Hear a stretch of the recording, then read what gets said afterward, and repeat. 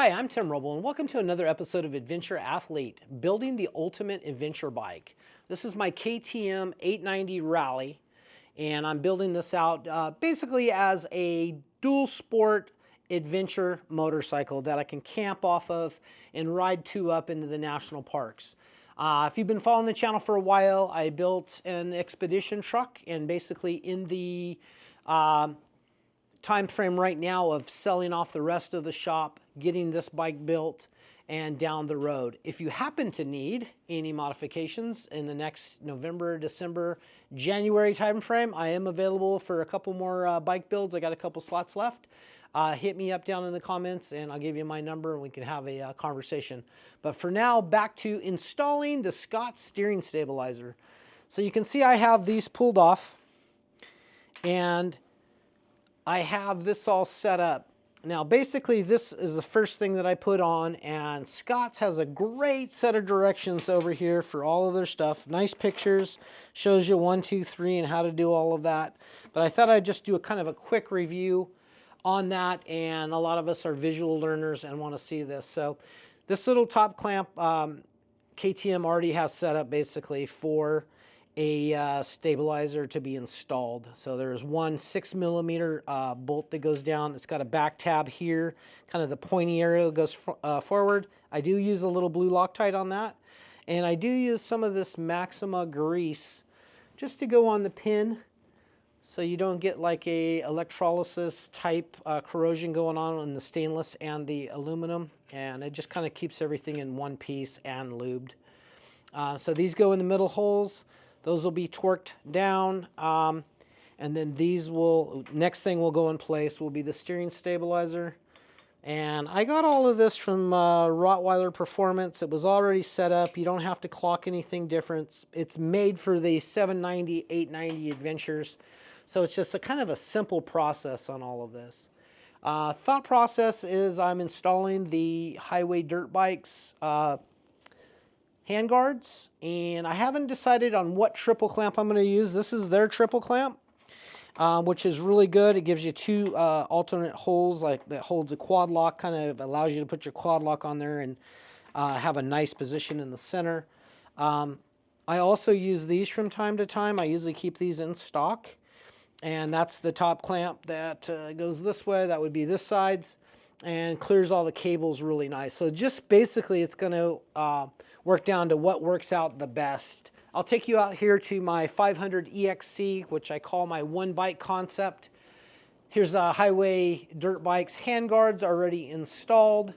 You do have to tap the bars. I use WD-40 on the tap just as a good way to go. These really are thick. They hold up well. You can tell I like them because I got them on the electric motion. I have them on my Stark Varg. I've had them on my other 890 rally build. A lot of things that I talk to clients about. I'd recommend these. But this is the highway dirt bikes setup. And for this bike, I had to machine some spacers and use a longer grade 10 bolt on that. And that keeps things in place and really kind of keeps your bars. You can see how this is trussed up and keeps your bars in a nice position, and they don't get beat up, or your grips don't get beat up either. So really a neat thing. So back to this project. I'm building this bike to go fast and camp off of. So that's kind of why I wanted a rally back to the cone valve forks and the track shock. Super, super cool. A little bit lighter with the titanium Acropovic on it. But this is what I'm working on today. I'm going to take care of all the forward controls, and that's basically what this video is about. I'll remove these handguards and get all of this stuff buttoned up and in place. And then I think next from that, which will be our next video, I'm going to pull the tank, get rid of the overflow stuff off the tank. I have a new, I just prefer this style. It's not locking, but it allows you just to unscrew it. Makes for quicker at the gas station. Another thing on this bike that I'll be doing a complete video, I have the Rottweiler air intake system, and I have the 1.8 gallon Enduro cell that goes in the back. So that'll give me a range of about 300 miles, maybe a little more. But as I'm doing camping and stuff more remote, that's going to be a nice peace of mind to have the fuel and the range to go as far as I want to go. So going to set it up, like I said, quick and fast. I have the giant loop bags, and I'll be setting that up. The single side brake, working on that. And that'll lose, I think that loses about 7 to 9 pounds off the bike. Just getting rid of all of that big heavy disc and big rotor. I think I've already talked about I got new wheels coming. But yeah, this is part 1. Scott's is a no-brainer. It's kind of expensive. And Rottweiler Performance, once again, is pretty much where I bought all my parts. I'm not affiliated with them. I don't get a deal discount, but it's a one-stop shop. I can click it, put it in my cart on a Monday, and man, it's like Tuesday or Wednesday it shows up at the house. It's pretty quick, and most of the stuff they have is in stock. So that's why I choose them, and I think Chris does a real good, fair job of giving you a great product. Still developing more products for these bikes, and it's pretty amazing.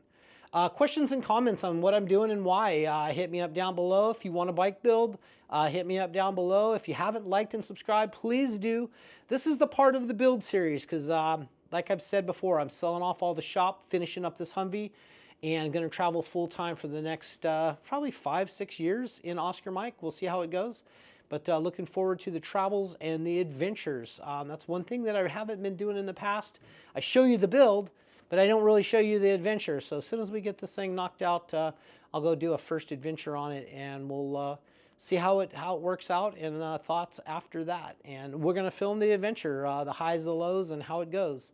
So that's going to be it for now. Thank you guys for watching so much. I appreciate each and every one of you. I'm Tim Roble, and I'll catch you here next time.